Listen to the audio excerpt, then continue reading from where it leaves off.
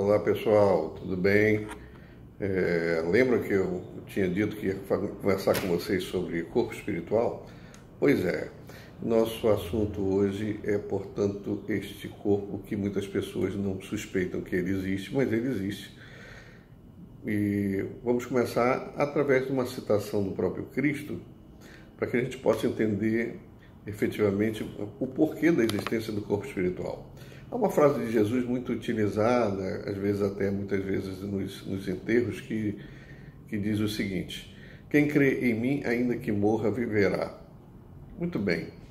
O fenômeno da morte, que é a cessação do funcionamento do corpo físico, ele traz uma consequência inevitável, que é a decomposição deste corpo. Então, as pessoas fazem a cerimônia do sepultamento porque não há mais vitalidade no corpo físico e, portanto, ele entra num processo de decomposição, como todos nós sabemos. E depois de algum tempo, os tecidos moles desaparecem, né? São absorvidos pelo solo e ainda fica, muitas vezes, os ossos, que é o tecido duro, que é a única coisa que permanece. Mas, ora, como Cristo disse, quem crê nele, ainda que morra, viverá. Mas, certamente, ele não está se referindo aos ossos nem ao corpo que foi para baixo da terra depois do fenômeno da morte, mas sim ao espírito, aquele que preexiste a morte e, portanto, permanece vivo. E se permanece vivo em algum lugar. A propósito, muitas pessoas não se dão conta disso, né? Os próprios católicos, por exemplo, quando vão ao cemitério no dia de finados, e se você perguntar para quem eles estão acendendo uma vela, eles vão dizer que a vela eles estão acendendo para o marido, para o filho, para o irmão, para o namorado, enfim, para um ente querido. E aí, se você perguntar, mas é para os ossos que você está acendendo a vela? Não é para os ossos, é para a alma da pessoa. Bom, então, se ele acende a vela para a alma, é porque a alma vive, e se a alma vive, ela provavelmente vive em algum lugar, porque é preciso que você esteja também em algum lugar. Há uma coisa chamada espaço-tempo, que é relativizado em relação ao mundo físico. Mas por que eu estou dizendo tudo isso? Porque essa individualidade que permanece além do corpo físico, depois que nós, aspas, morremos, fisicamente falando, ela entra na dimensão espiritual com todas as suas características da personalidade, da ação, da pessoa, aquilo que ela foi. Ninguém se torna santo pelo fato de ter morrido.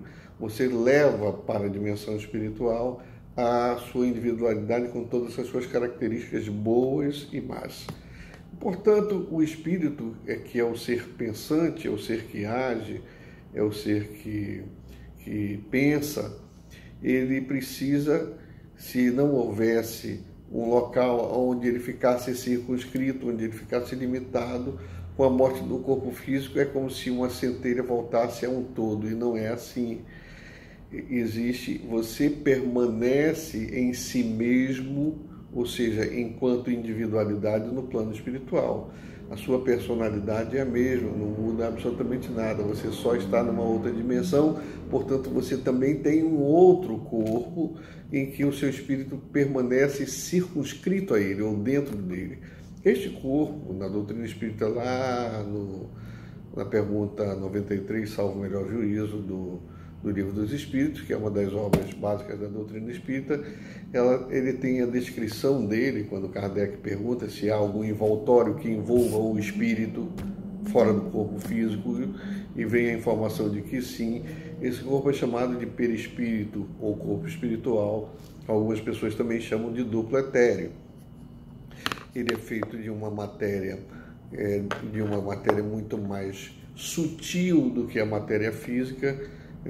Os espíritos nos dizem que para nós é como se fosse uma matéria semimaterial, mas que também é uma espécie de matéria, mas que a gente não compreende muito bem o material pelo qual ela é formada. Mas esse material é um material fluídico, mas é um tipo de matéria e que envolve o corpo espiritual e que faz com que nós permaneçamos na espiritualidade com a nossa individualidade. Eu faço uma comparação para vocês entenderem, porque o corpo espiritual ou perispírito também tem uma função muito interessante, que é de manter unido o espírito e seu corpo espiritual ao corpo material, enquanto nós estivermos nessa jornada de permanência no mundo físico, a partir do nascimento até o momento da nossa morte. Vamos entender isso da seguinte maneira: vamos imaginar que nós temos um corpo físico que eu vou chamar agora de carro físico, e que existe o carro automóvel, para que a gente possa fazer uma comparação das duas coisas e entender. O nosso carro físico ele precisa de combustível para funcionar. Esse combustível ele é retirado dos alimentos que a gente ingere, dos líquidos que a gente toma, do oxigênio que a gente respira. E aí, daí nós tiramos a energia, o combustível para o nosso carro físico. Essa energia, depois eu vou falar a respeito dela, ela é chamada de fluido vital. Por que vital? Porque é esse fluido, ou seja, essa energia tirada desses elementos que vitaliza o funcionamento do corpo físico, dos órgãos e do corpo físico. Daí o nome fluido vital, retirado dos alimentos, do oxigênio e também dos líquidos que a gente ingere. O carro automóvel, para funcionar, ele precisa de combustível, ele precisa de álcool, etanol, ou álcool, etanol é a mesma coisa, ele precisa de etanol, de gasolina, de diesel, enfim, de gás, o combustível que for utilizado para o funcionamento do automóvel. Mas o automóvel funcionando, ele não vai a lugar nenhum sozinho, ele precisa que alguém o conduza para um determinado destino, ele não tem vontade própria. Então, o motorista é a pessoa que vai se utilizando do automóvel fazer com que ele se desloque de um lugar para outro. Muito bem, era exatamente aí que eu queria chegar. Nós temos um carro físico, nós temos o combustível que nós ingerimos e mantém a vitalidade deste corpo, mas o corpo em si não tem vontade própria nenhuma. Quem age, quem é o motorista do corpo, é o espírito. Então, o processo cognitivo, ou seja, o processo de raciocínio, o processo de opção de fazer ou não fazer, de agir ou não agir, ele se dá em algo que é anterior à própria matéria e que por uma razão do processo de união dos corpos perispirituais e do corpo físico fazem com que o veículo material se torne manifestação do espírito. Portanto, o processo de pensar, de agir, ele não reside no cérebro propriamente dito. O cérebro é o veículo de manifestação do espírito. É o espírito, portanto, que pensa, é ele que age, é ele que obra. E, portanto, é para ele a responsabilidade de tudo que acontece.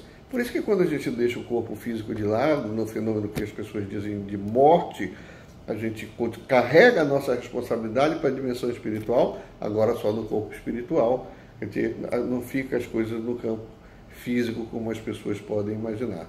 Então, o espírito é o motorista do carro físico, como o motorista é o motorista do automóvel que faz com que ele se locomova. Olha só que interessante.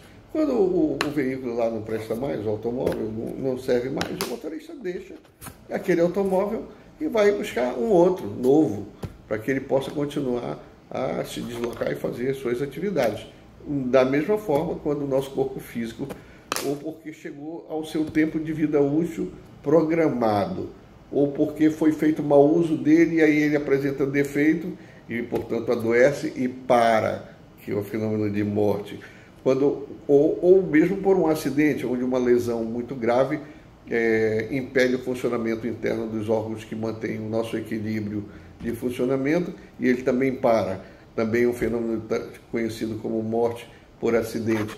Qualquer uma dessas três hipóteses acontecendo, este carro físico não serve mais ao espírito e, portanto, se desliga deste corpo para depois, numa outra ocasião, dependendo de algumas circunstâncias que a gente ainda vai falar, ele possa novamente precisar de um outro carro para poder continuar a sua jornada de aprendizado. Eu serei, no próximo carro, um motorista melhor do que estou sendo nesse, porque a vida ela é um processo de evolução, ela não para.